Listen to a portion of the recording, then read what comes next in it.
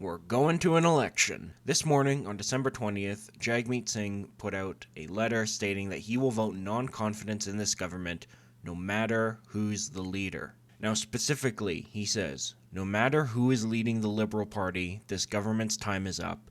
We will put forward a clear motion of non-confidence in the next sitting of the House of Commons. So what does that mean for an election date? Well, by Canadian law, the election must be at minimum 37 days in length and no more than 51 days in length. Additionally, the election must fall on a Monday. If we take a look at the sitting calendar for 2025, Parliament does not resume until January 27th. So the next possible date in which Singh could theoretically vote non-confidence in the government isn't until January 27th. If you read between the lines at his statement, he says they will submit a motion to vote non-confidence.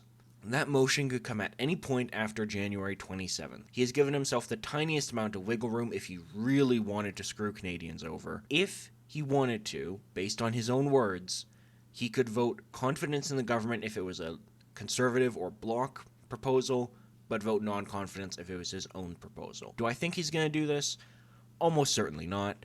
But again, it's a possibility, and with the amount of shit that he has done over the last 3 years, you can never rule anything out entirely. Now, if you take a look at the calendar, if Singh were to vote non-confidence on January 27th, the next available election date that falls 37 days or more after January 27th, that also is a Monday, is March 10th.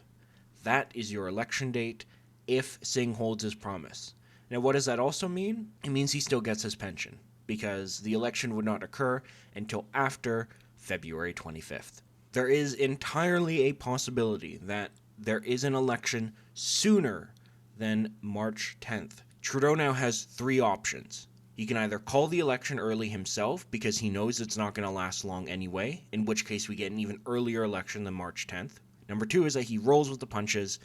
We get our election around the time that we expect it to now, and then we go on with our way. Or number 3, if he really wants to be petty, he can prorogue Parliament up until we need to vote on the budget, at which point that will come in either March or April, and if he does that, then guaranteed we will have an election by the end of June. This is just a very short video going over the fact that an election was called, when we can expect one based on the new parameters that we had. Thank you, Singh, for making my video from yesterday immediately obsolete. But that's just how fast these things are changing right now. Ottawa is truly in complete chaos. So it's understandable that things are changing rapidly. It's entirely possible that in the next 4 hours from when I post this video, it's also out of date. But that's just the nature of things right now.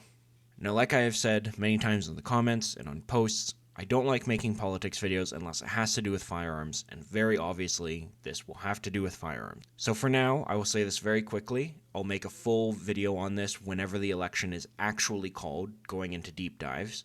But for now, there is only one choice to vote in this upcoming election, and it is the Conservative Party of Canada.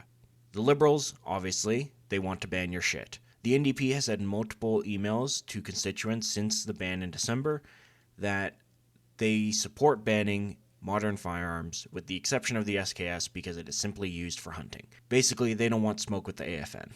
But that's it. They do support gun bans. They support everything the Liberals have done.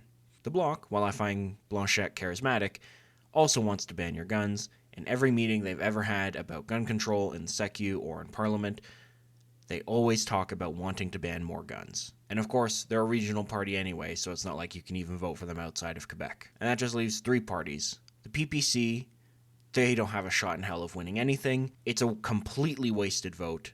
Don't vote for them unless you want your guns taken away. And the Green Party, they are also a wasted vote. Completely useless. While they generally have a more pro-gun stance than the Liberals or the NDP, they are still not pro-gun by any stretch of the imagination. Don't even bother voting for them. Your only vote should go to the Conservatives.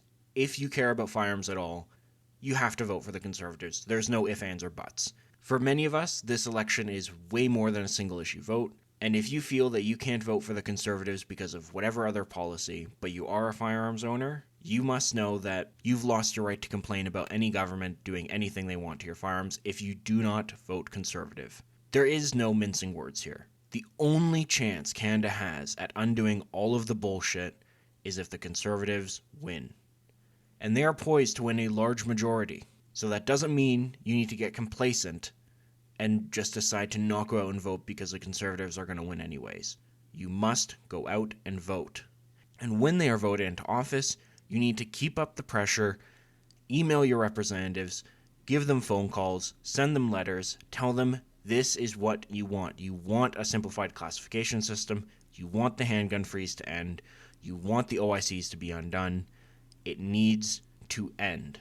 This is our chance. If it doesn't happen here, Canadian firearms are fucked. So, that is it for this video. Thank you very much for watching. Go out and vote when you can, and have a good day.